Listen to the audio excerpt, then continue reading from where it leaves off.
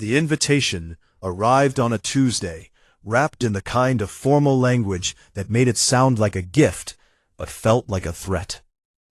Ambassador Ilara Voss read it 3 times in her office aboard the diplomatic cruiser UHS Quiet Confidence, and each time she read it, she liked it less. The Galactic Conclave, a governing body made up of 42 elder species who had ruled the stars long before humans ever looked up at the sky, was summoning humanity to peace talks at their grand station orbiting the neutral star Vethera Prime. "Peace talks," she said aloud, and the words tasted wrong in her mouth, like fruit that looked ripe but had already gone bad inside. General Tobias Wren stood near the door, with his arms crossed and his jaw tight. He was a tall man with gray hair cut short, and eyes that had seen more battles than most soldiers twice his age. And he had a habit of saying nothing when everyone else was talking too much, which made people nervous, and that was exactly the point. "They want us to kneel," Wren said quietly. Voss nodded. She already knew that, but hearing someone else say it made it feel more real. Humanity had been expanding through the stars for just over 100 years now, and in that time they had built something remarkable. 38 billion people spread across dozens of colony worlds, a fleet of fast and clever warships, trade networks that reached into every corner of the galaxy, and technology that made the elder species uncomfortable in ways they did not like to admit.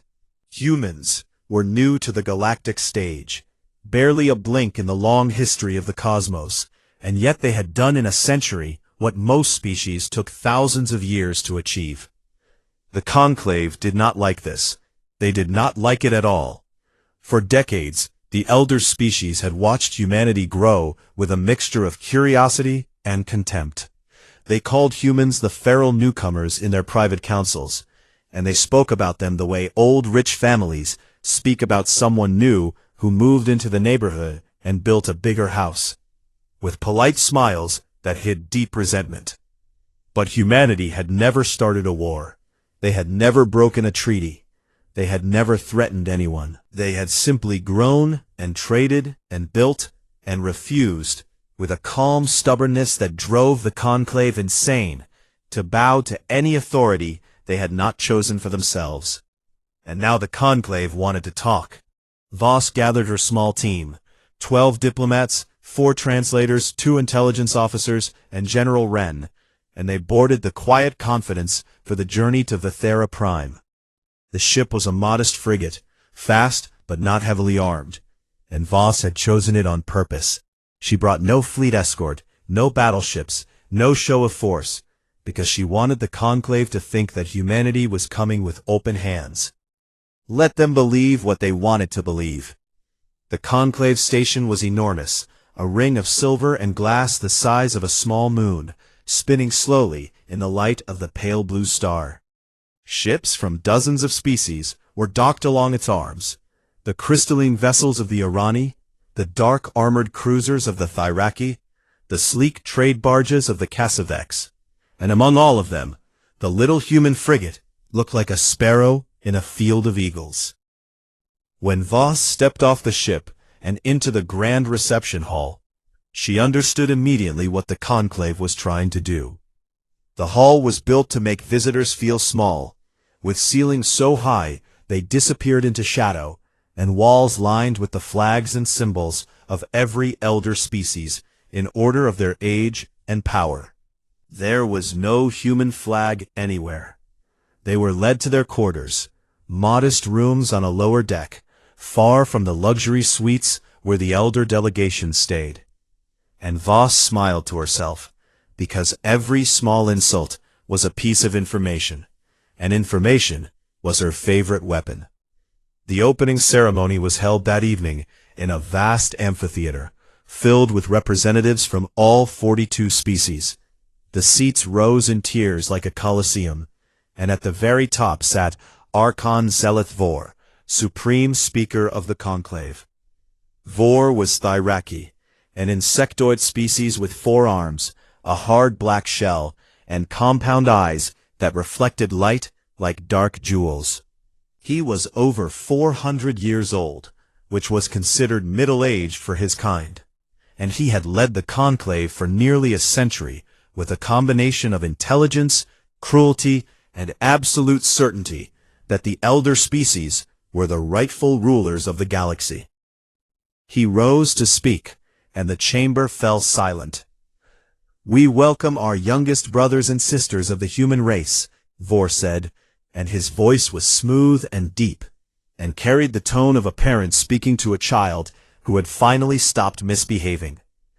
"It is with great generosity that the conclave opens its arms to you today. Your youthful energy has been noted, your indiscretions have been forgiven, and we praise you for finally seeing the wisdom of cooperation." Voss sat in her small seat at the lowest tier of the amphitheater, and listened with a calm expression that gave away nothing. She did not clap when others clapped. She did not nod when Vor paused for agreement. She simply watched, and listened, and remembered every word. After the ceremony, in the quiet of the human quarters, a visitor came, Counselor Dreth Mavan of the Velnoxy, a reptilian species with copper-colored scales and nervous eyes that never stayed still. Mavan was a trade lord, one of the minor species representatives who had little power in the conclave, but enough access to hear things that mattered. He spoke quickly and quietly to one of Voss's junior diplomats. "They do not mean to negotiate, they mean to leash you.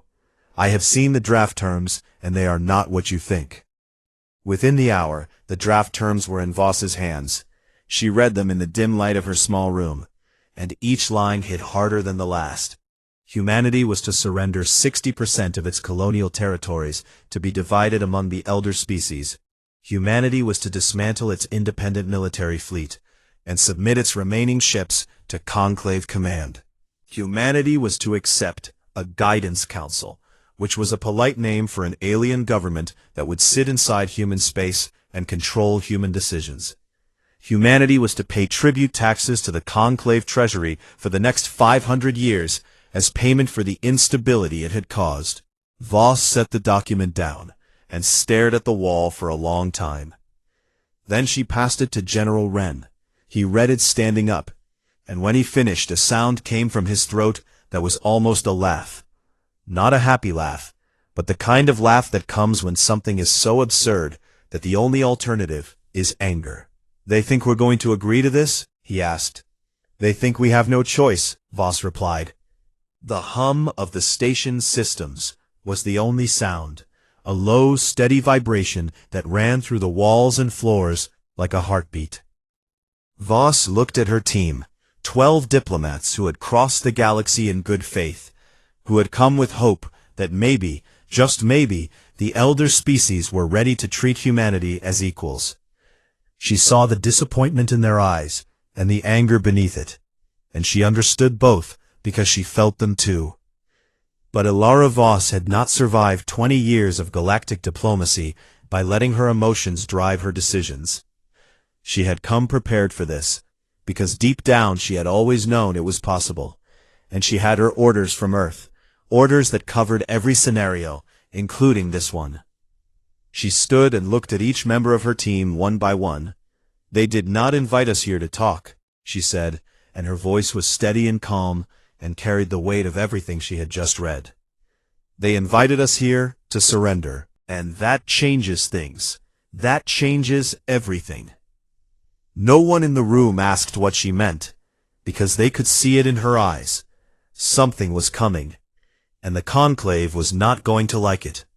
Not one bit. The grand negotiation chamber was designed to intimidate, and it did the job well. It was a circular hall the size of a stadium, with a massive crescent-shaped table that curved around the room like the jaw of some enormous beast.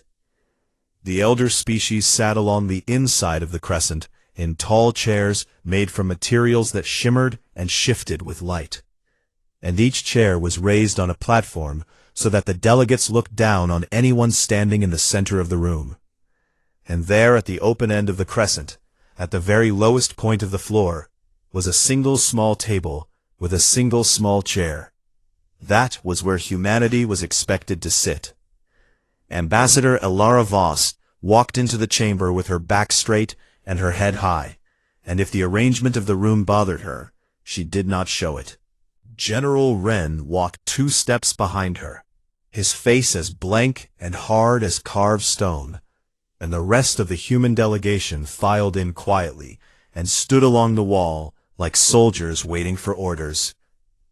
Voss sat down in the small chair and folded her hands on the small table and looked up at the 12 elder species representatives who stared down at her from their high seats with expressions that ranged from bored amusement to open contempt.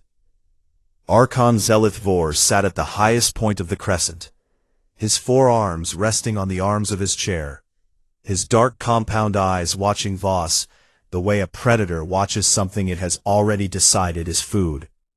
"Let us begin," Vor said. The terms were presented formally, read aloud by a Thyraki clerk, in a flat mechanical voice that made the words sound like a legal document, rather than what they truly were, a demand for total surrender. The chamber listened as each clause was laid out, and the elder species nodded along like this was all perfectly reasonable.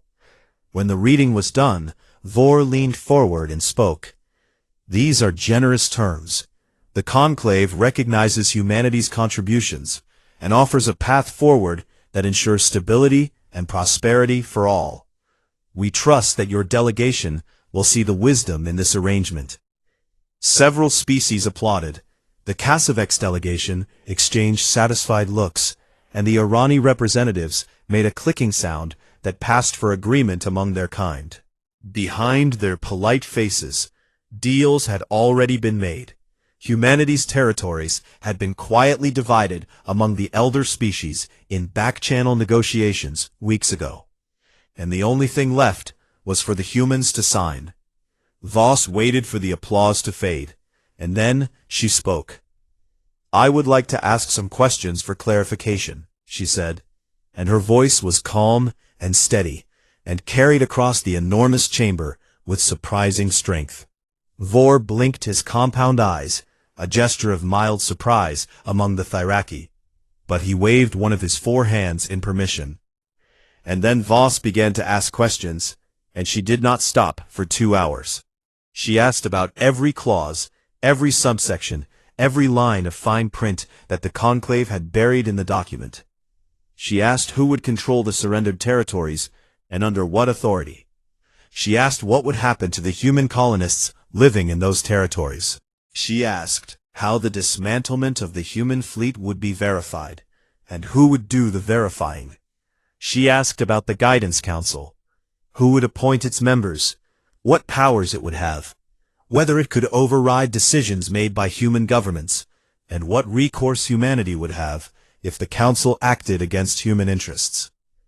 Each question forced the elder species to say out loud what they had hoped to keep hidden in complicated language.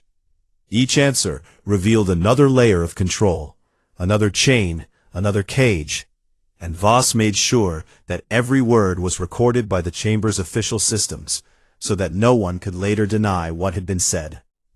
By the time she finished, the mood in the chamber had shifted. Several minor species representatives, who had been watching quietly from the upper tiers, looked uncomfortable, because the terms were not just harsh for humans. They were a blueprint, a model that could be used against any species the conclave decided was too independent or too successful. Vor was growing impatient. His 4 arms twitched, and his voice had lost some of its smoothness when he spoke again. "Ambassador Voss, the conclave has presented its terms in good faith. Do you accept them?" Voss looked at him for a long moment, and then she asked one final question, the one she had been saving. "And if we decline these terms, Archon Vor, what then?" Even the ambient hum of the station seemed to fade, as if the walls themselves were listening. Vor smiled, a thin, sharp expression that did not reach his eyes, and he spoke in a voice that was soft, but carried a threat as heavy as a warship. "Then the conclave will be forced to ensure peace by other means." There it was, the threat of war, spoken politely enough to maintain the illusion of diplomacy, but clear enough that no one in the room could misunderstand. Voss nodded slowly, as if she had heard exactly what she expected to hear. "I see," she said. "In that case, I would like to request a 24-hour recess so that our delegation can consult with Earth before giving our formal response." Vor granted the recess with a casual wave. He was confident now, certain that the humans would come back with a desperate counteroffer, some attempt to negotiate down the worst of the terms, while still accepting the basic framework of submission. That was how it always went. The Conclave had tamed dozens of species this way over the millennia, and none of them had ever walked away from the table. But Alara Voss had no intention of calling Earth. She already had her orders, and her orders covered exactly this situation. Instead, she spent the recess meeting in secret with Counselor Dreth Mavan and representatives from 2 other minor species, the Drumi, a quiet people who resembled tall gray herons and who had been taxed nearly to poverty by the Conclave, and the Peleshi, a small furry species whose homeworld had been stripped of resources by the Kassavex centuries ago. In a small room, with the doors sealed and the surveillance systems jammed by human counterintelligence technology, Voss laid out what she had brought with her. Not weapons, not threats, but information. She showed them economic projections created by human analysts, detailed maps of supply chains and trade dependencies that revealed a truth the elder species had hidden for thousands of years. The Conclave's economy was fragile. It depended on exploitation of minor species labor and resources, and it depended far more than anyone realized on human technology and trade. Remove any of those pillars, and the whole structure would begin to crack. Mavan stared at the data with wide eyes, his copper scales flickering with the nervous color changes that his species could not control. "This is real?" he asked. "Every number is verified," Voss replied. "We have been studying the Conclave's economics for 30 years. This is not guesswork." She looked at each of them, the nervous reptilian, the tall gray bird person, the small furry diplomat who barely reached her waist, and she said something that would change the course of galactic history. "We are going to leave tomorrow. When we do, I want you to watch what happens. Watch carefully, and then decide whose side you are on." The recess ended. The Conclave reconvened. The elder species settled into their high chairs with smug expressions, ready to receive humanity's surrender. Ambassador Voss stood. She did not sit in the small chair. She stood in the center of the chamber floor, and looked up at the crescent of powerful alien faces. And when she spoke, her voice was clear and strong, and did not waver. "I want to thank the Conclave for its transparency over the past 2 days," she began. "You have made your intentions very clear, and I appreciate that, because clarity is the foundation of honest diplomacy." She paused, and the chamber waited. Humanity has been part of the galactic community for a little over 100 years. In that time, we have never started a war with any Conclave species. We have never violated a single treaty. We have never threatened any sovereign world. We have traded fairly, explored peacefully, and asked for nothing except the right to exist on our own terms. Her voice grew quieter, but somehow it filled the room even more. "You did not invite us here for peace. You invited us here for surrender. These terms are not a negotiation. They are chains dressed in formal language. You want our territories, our ships, our technology, and our obedience, and you offer nothing in return except the privilege of being allowed to exist under your control." She reached into her jacket and pulled out the formal diplomatic credentials that represented humanity's participation in the Conclave, a small data crystal that held 100 years of treaties and agreements and promises. She placed it gently on the small table. "So we will do something none of you expected," she said. "We will simply leave." And then she turned and walked toward the exit. General Wren fell in step behind her. and one by one, every member of the human delegation followed. Translators, intelligence officers, diplomats, all of them walking calmly and quietly out of the grand negotiation chamber, without looking back. The doors closed behind them. For 5 full seconds, there was no sound in the chamber at all, just the soft hum of the station and the echo of footsteps fading down the corridor. Then the chaos began. Species shouted over each other. Delegates stood and gestured wildly. The Cassavex representative demanded an immediate military response. The Urani clicked in rapid confusion. Minor species representatives whispered to each other with wide eyes. And at the top of the crescent, Archon Zelith Vor sat perfectly still and stared at the empty chair where humanity had been sitting just moments ago.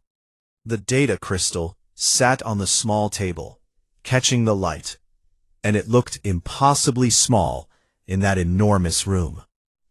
Through the station's observation windows, the elder species watched as the UHS Quiet Confidence undocked from its berth, turned slowly toward open space, and then vanished in a flash of slip space light.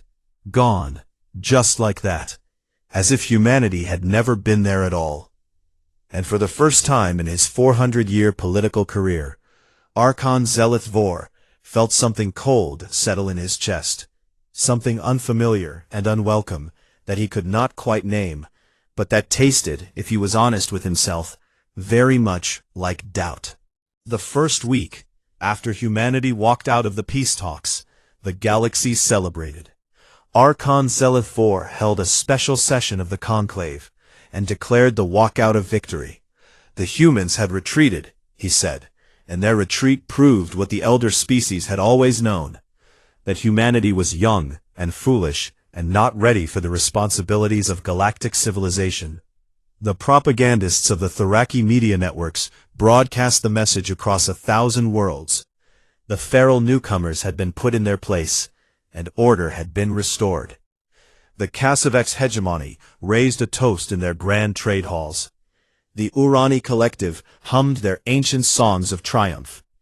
Even the smaller species, the ones who had watched the walkout with uneasy eyes, allowed themselves to believe that everything would be fine. But everything was not going to be fine. Humanity did not rage. Humanity did not threaten. Humanity did not send angry messages or mobilize warships or make dramatic speeches on the galactic broadcast networks. Instead, humanity did something far more terrifying. It went quiet. Within 3 days of the walkout, every human ambassador in conclave space packed their bags and left. Every human trade office closed its doors. Every human science team working on joint research projects sent polite farewell messages, powered down their equipment, and boarded ships heading home. The borders of human space, which had always been open and welcoming, sealed shut, not with weapons or blockades, but with a simple automated message that played on repeat at every border station. Human space is currently closed to external traffic. We wish you well. No anger, no hostility, no threats, just silence. And the galaxy, slowly and then all at once, began to fall apart. The Cassavex hegemony had built their healthcare system on biosynth compounds, complex medical molecules that could repair damaged tissue, fight disease, and extend life. What most Cassavex citizens did not know, because their government had never told them, was that 40% of those compounds were manufactured in human laboratories, because human biochemists had figured out how to produce them faster and cheaper than anyone else in the galaxy. Within 2 weeks of the border closure, Cassavex hospitals began running out of critical supplies, and the rationing started, first for the poor, then for the middle class, then for everyone. The Cassavex trade lord who had smirked at Ambassador Voss across the negotiation table was now sitting in emergency meetings, watching his people's healthcare system crumble. And the smirk was long gone from his face. Then came the pirates. The rimward corridor, was a long stretch of lawless space between the outer colonies and the deep frontier, and for the past 50 years, humanity had been the only species willing to patrol it. Human frigates ran escort duty for cargo convoys from dozens of species, not because anyone asked them to, but because it was the right thing to do, and because it kept the trade lanes open for everyone. Now, the frigates were gone, and the pirates, Keth raiders, Vorathi scavengers, and a dozen other groups that had been kept in check by human patrols, came flooding back like water through a broken dam. Cargo ships were hit daily. Entire convoys vanished. Insurance rates for rimward trade routes increased by 800% in a single month, and several smaller species simply stopped shipping through the corridor entirely because they could not afford the losses. The Irani Collective, whose economy depended on rimward trade, watched billions in revenue evaporate. 6 weeks after the walkout, 17 minor species discovered that their power grids were in trouble. Human fusion cell technology was the most efficient energy source in the galaxy. Small, clean, reliable, and remarkably affordable. And dozens of worlds had quietly built their infrastructure around it. Now the supply of new cells had stopped, and the existing ones would not last forever. Engineers scrambled to find alternatives, but no other species produced anything close to the quality of human fusion cells. And the realization hit like a cold wind. They had made themselves dependent on something they could no longer access. The economic collapse came at 10 weeks. The Galactic Commodity Exchange, a vast trading network that connected every civilized world in the galaxy, experienced its worst crash in 600 years. Human-produced goods had been woven into the fabric of galactic commerce so deeply that their sudden absence tore holes in everything. Advanced computing cores that ran banking systems, agricultural gene templates that kept colony farms productive, navigation software that guided cargo ships through complex jump routes, medical equipment, construction materials, entertainment media, all of it gone overnight, and there was nothing to replace it with, because no one else made these things as well or as cheaply as humans did. The elder species had always looked down on humanity's obsession with trade and manufacturing. They had called it shopkeeper behavior, beneath the dignity of truly advanced civilizations. But now they were learning a hard lesson. The shopkeeper does not need the king, but the king very much needs the shopkeeper. Archon Vor held emergency session after emergency session. The circular chamber that had once been filled with smug confidence now echoed with shouting and blame. The Kassavex accused the Tharaki of driving the humans away. The Tharaki accused the Kassavex of being too dependent on foreign goods. The Urani blamed everyone and demanded that someone fix the pirate problem. The smaller species sat quietly in the upper tiers and watched the elder powers tear at each other like animals fighting over scraps. And through all of this, Counselor Dreth Mavan sat in his seat and said nothing, and remembered what Ambassador Voss had told him. Watch what happens. He was watching, and what he saw confirmed everything Voss had shown him in that secret meeting. The Conclave was not a partnership of equals. It was a system built on exploitation. And when the one species that had actually been contributing fairly was removed from the equation, the whole rotten structure began to collapse under its own weight. Intelligence reports came in from the Conclave's spy networks, and they painted a picture that made the elder species sick with frustration. Humanity was not suffering. Not at all. Human colonies were thriving. Human factories were running at full capacity, producing goods for domestic use instead of export. Human scientists, freed from the bureaucracy of joint conclave programs, were making breakthroughs at an astonishing rate. New technologies were being developed, new infrastructure was being built, and most alarming of all, human exploration ships were pushing out beyond the edges of conclave-mapped space, discovering new systems and new resources that no one else even knew existed. Humanity was not just surviving without the galaxy. Humanity was growing faster without it. The feral newcomers had not needed the conclave at all. It was the conclave that had needed them. Archon Vor received a private report from his most trusted advisors, a thin document stamped with the highest level of secrecy. It contained a single conclusion, written in the blunt language that the Rocky analysts used when the news was too bad for diplomacy. We were not their lifeline. They were ours.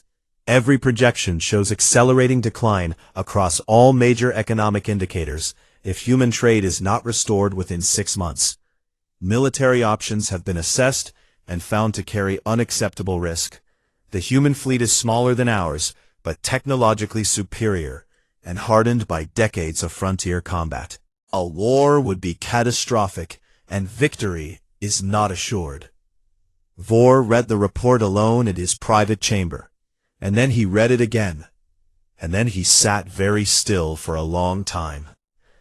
Outside his window, the stars of the galaxy glittered in the darkness, and somewhere among them, in a region of space that glowed bright and steady on every map, humanity was going about its business, building, growing, thriving, utterly unconcerned with the chaos it had left behind.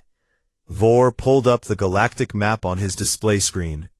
Human space was marked in blue, and it shone with a strong, even light that indicated economic stability and technological output. The rest of the map, the great civilizations of the elder species, the ancient empires that had ruled the stars for millennia, flickered and dimmed like candles in a wind that would not stop blowing. He stared at that map for a very long time, and in the silence of his chamber, with no one there to see him, the most powerful being in the conclave allowed himself to feel what he had been refusing to feel since the day humanity walked out of his negotiation chamber. Fear. Not the fear of battle or the fear of death. A Thyraki warrior would welcome those. This was something worse. This was the fear of irrelevance. The dawning understanding that the galaxy he had built his power on was shifting beneath him, and that the species he had dismissed as children might just be the future. A future that no longer needed him, or his conclave, or any of the old rules that had kept the elder species on top for thousands of years. The map flickered again, and Vor turned it off and sat in the darkness, and the silence of his chamber felt very much like the silence of humanity, vast and patient, and full of something he could not control. 6 months after humanity walked away from the peace talks, the conclave sent a fleet of 6 diplomatic ships to the edge of human space. The ships were beautiful, polished hulls gleaming with the ceremonial colors of the Thyraki, the Kassavex, the Urani, and 3 other elder species that had once looked down on humanity from their high seats in the negotiation chamber. They carried representatives chosen for their charm and experience, diplomats who had talked their way through 100 crises and who were confident they could talk their way through this one. The fleet approached the human border station, a modest orbital platform that hung in the darkness between stars like a quiet sentinel, and they broadcast their request on all diplomatic channels. The conclave of sovereign species wishes to open formal communications with the united human systems. We come in peace and in good faith. The response came quickly. It was not from a diplomat or a captain or even a living person. It was an automated message, a recording that played in a calm and pleasant female voice. Humanity is not currently accepting diplomatic communications from the conclave of sovereign species. Have a pleasant day. The elder species diplomats stared at each other across their communication screens. They tried again, rewording their request, adding titles and honorifics and expressions of respect that would have meant something to the species they usually dealt with. The same message played again, word for word, with the same calm and pleasant voice. They waited for 3 days, holding position at the border in their gleaming ships, sending requests every few hours, and receiving the same automated reply every time. On the 3rd day, the senior Thyraki diplomat, a proud and ancient creature who had negotiated the surrender of entire civilizations, swallowed what remained of his pride, and sent a personal plea directly to Ambassador Voss, begging for just 10 minutes of conversation. No response came, not even the automated message this time, just silence, vast and empty and absolute. The fleet returned to Conclave space in shame, and the news of their failure spread across the galaxy like a fire through dry grass. Meanwhile, something else was spreading. Rebellion. The minor species had been watching, just as Voss had told them to, and what they saw had changed everything. For thousands of years, the Velnoxi, the Drumi, the Paleshi, and dozens of other smaller civilizations had accepted their place at the bottom of the Conclave's hierarchy, because they believed they had no choice. The elder species were too powerful, too established, too entrenched to challenge. But now, the minor species had seen something they had never seen before. They had seen an elder power brought to its knees, not by war or violence, but by the simple departure of a single species that had been treated badly. If humanity could walk away and bring the Conclave to the edge of collapse just by leaving, then what did that say about the true balance of power in the galaxy? The Velnoxi moved first. Counselor Dreth Mavan, his copper scales gleaming and his nervous eyes finally steady, stood before the Conclave Assembly and delivered a speech that would be taught in schools across the galaxy for centuries. He listed every injustice the minor species had suffered, every unfair tax, every stolen resource, every broken promise, and every time the elder species had used their power to crush anyone who dared to ask for better treatment. And then, he said the words that broke the Conclave in half. The Velnoxi Trade Consortium formally withdraws from the Conclave of Sovereign Species, effective immediately. The chamber erupted, but it was too late. The Drumi withdrew the next day.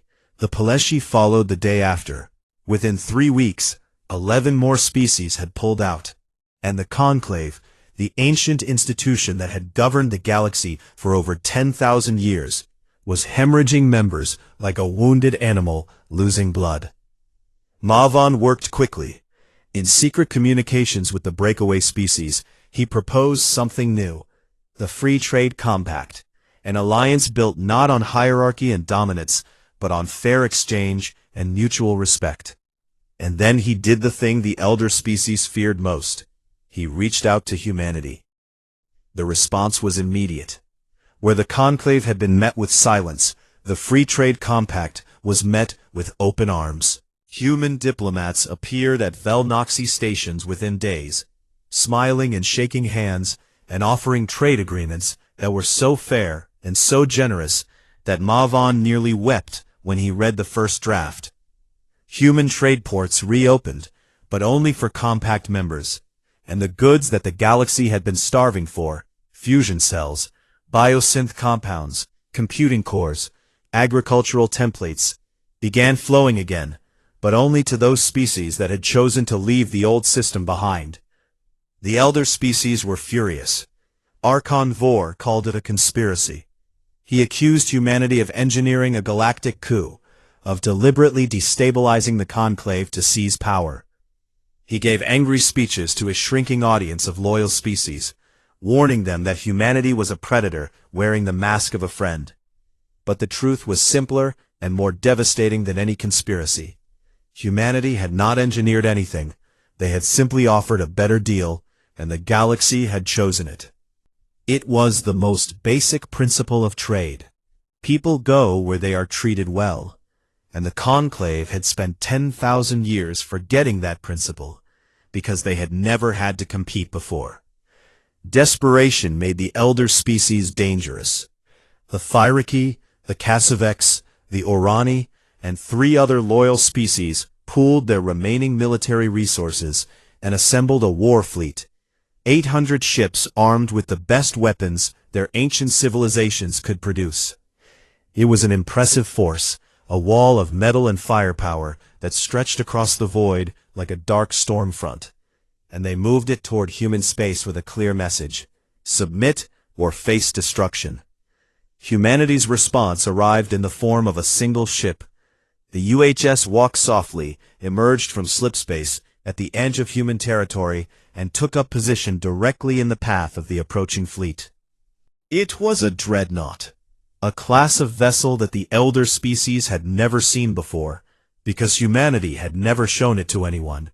It was enormous, nearly 3 times the size of the largest Thyraki warship, and its hull was covered in systems and structures that the Conclave's scanners could not identify. The Walk Softly broadcast one message on all frequencies, in every known language, and the voice that spoke was calm and measured and carried not a trace of fear. "We do not want to fight, but we are ready. Please go home." The Elder Fleet held its position. Admirals argued over secure channels. Scan data was analyzed and reanalyzed. The Thyraki Fleet Commander, a veteran of a dozen campaigns, studied the readings from the Walk Softly and felt the color drain from his shell, because the energy signatures coming from that single ship suggested weapons technology that was at least 2 generations ahead of anything the Conclave possessed. And then the long-range scanners picked up something else. Behind the Walk Softly, deeper inside human space, hundreds of additional contacts were appearing on the screens. They had been running dark, invisible to sensors until that moment, and now they were lighting up one by one like stars coming out at nightfall. Human warships, dozens of classes, hundreds of vessels, all of them armed, all of them ready, all of them waiting in perfect formation. The fleet had been there the whole time. From the moment humanity walked out of the peace talks 6 months ago, they had been prepared for war. They had positioned their ships, powered up their weapons, and waited in the darkness of their own space like a coiled spring, not because they wanted to fight, but because they knew that sooner or later the elder species would try force, and when that moment came, humanity intended to be ready. The Thyraki Fleet Commander stared at his screens for a long time and then gave the order to withdraw. The 800 ships of the Elder Warfleet turned around and went home, and the military option, the last card the Conclave had to play, was dead. Back on the Conclave station, Archon Vor faced a no-confidence vote. For the first time in his century of leadership, his own allies questioned whether he was fit to lead. He survived the vote by a single margin, saved only by the Thyraki delegates who still owed him personal loyalty, but his power was shattered. He was a king sitting on a crumbling throne, and everyone could see it. One by one, quietly and without ceremony, the remaining elder species began reaching out to humanity on their own, not as rulers issuing demands, but as petitioners asking for help. They sent private messages through back channels, using minor species intermediaries and neutral communication networks, and their tone had changed completely. There were no more threats, no more condescension, no more talk of guidance councils and tribute taxes. There was only need, raw and urgent, and impossible to hide. Ambassador Elara Voss received many of these messages in her office back on Earth, and she read each one carefully and filed them away without responding, not out of cruelty, but because the time was not yet right. Then one evening, a message arrived that was different from all the others. It came through the most private channel available, encrypted with Thyraki military codes, and it was addressed to Voss personally. It carried no titles, no formal language, no diplomatic phrasing. It was from Archon Zeleth Vor, and it contained a single word, a word that the Thyraki had not spoken to another species in 12,000 years of recorded history, a word that in their language carried the weight of absolute surrender, of pride laid bare, of a soul stripped of every defense and every pretense. The word was, please. Voss read it, and for a long moment she sat still in her chair and looked out the window at the blue sky of Earth, at the clouds drifting over the green hills of Geneva, at the world that humanity had almost lost to an empire that had tried to put it in chains. Then She picked up her communicator and called General Wren. 1 year after Ambassador Ilara Voss placed her diplomatic credentials on a small table and walked out of the Conclave's grand negotiation chamber, the galaxy came to Earth. They came in ships of every shape and size, crystalline Urani cruisers that caught the sunlight like floating jewels, dark Tharaki warships stripped of their weapons as a gesture of peace, sleek Kassavex trade barges carrying nothing but diplomats and hope, and the smaller vessels of the Velnoxi and the Drumi and the Peleshi and all the other minor species that had broken free from the old system and built something new. 34 species in total, more than had ever gathered in one place for a single purpose, and every one of them had traveled across the galaxy to reach the same destination.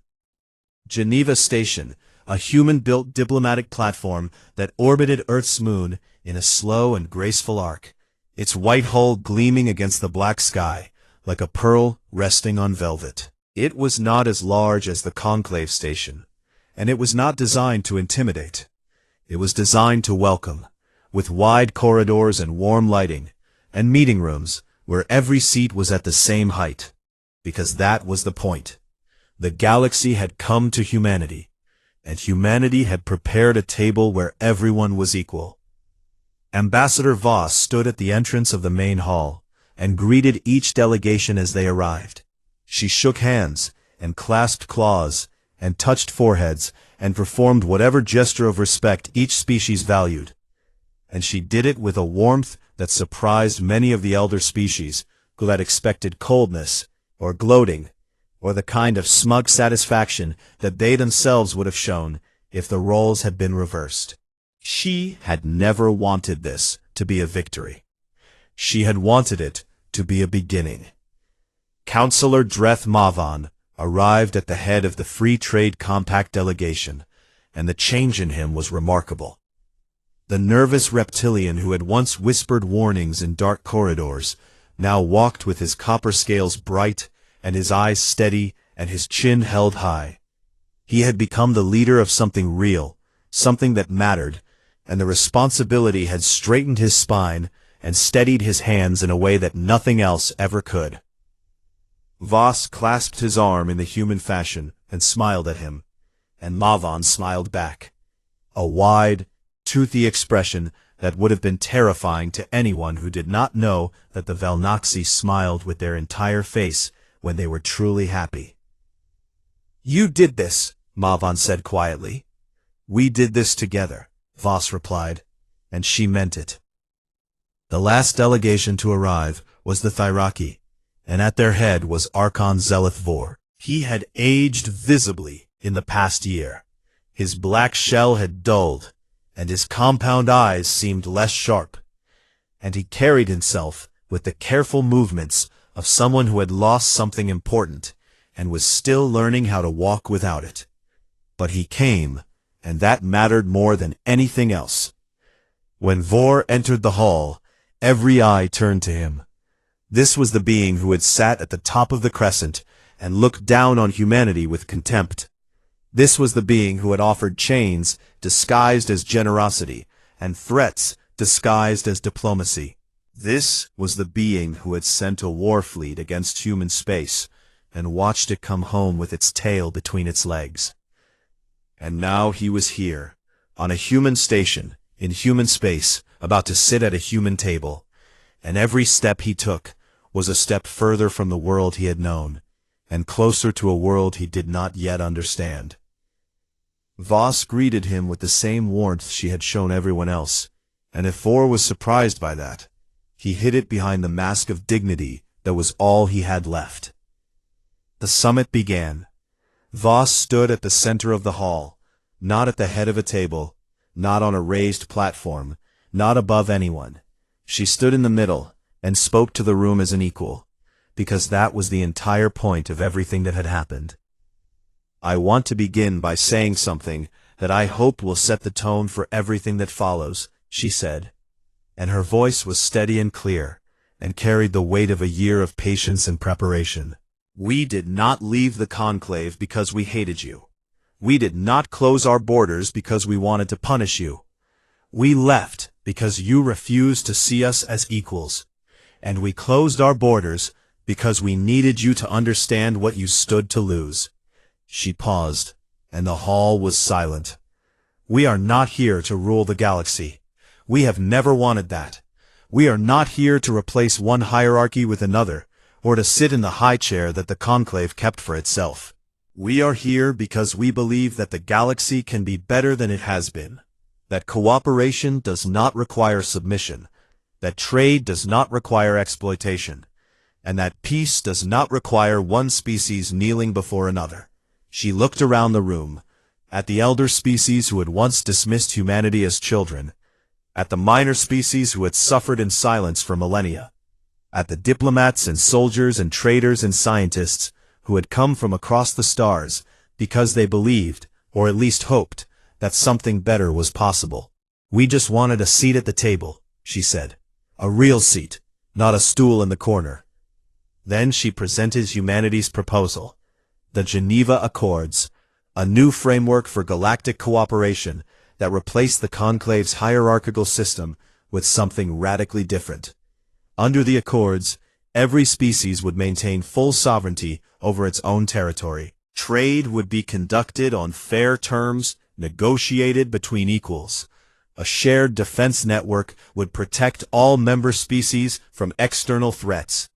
Scientific research would be collaborative and open, and every species, regardless of age or size or power, would have exactly one vote in the new governing council. No elder species, no lesser species, no hierarchy, no chains. The minor species signed immediately. Mavan was the first, his claws scratching across the document with a flourish that made his delegation cheer. The Drumi followed, and the Paleshi, and one by one the Free Trade Compact members added their names to the Accords, with the enthusiasm of people who had been waiting their entire lives for someone to offer them a fair deal. The elder species hesitated. Old habits die hard, and for civilizations that had spent thousands of years at the top of the pyramid, the idea of stepping down to stand beside species they had always considered inferior was deeply uncomfortable. They whispered among themselves, calculating and debating and trying to find some angle, some advantage, some way to maintain a piece of their old power. But the mathematics were clear. Without humanity and the Free Trade Compact, the elder species could not survive. Their economies were too damaged, their supply chains too broken, their military options too dangerous. The old world was gone, and the only question was whether they would be part of the new one. Archon Vor sat in his seat and studied the Accords for a long time. His four hands moved slowly over the document, turning page after page, reading every clause with the same careful attention that Voss had given to his terms a year ago. And perhaps he appreciated the symmetry of that, or perhaps he did not.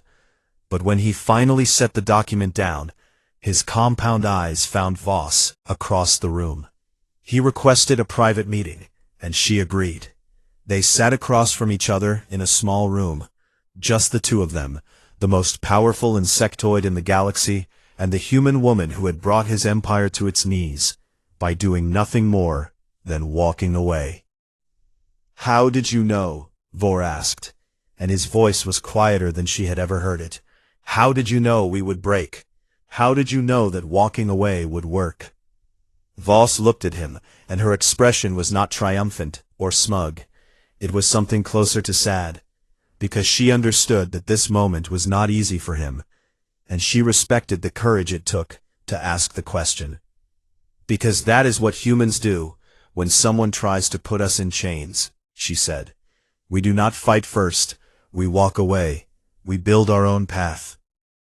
And we wait for the ones who chained us to realize that they needed us more than we needed them. It has happened 1,000 times in our history. Empires have risen and fallen. Tyrants have come and gone, and every single one of them learned the same lesson. You cannot control people who are willing to leave. You can threaten them, and you can bully them, and you can build walls around them.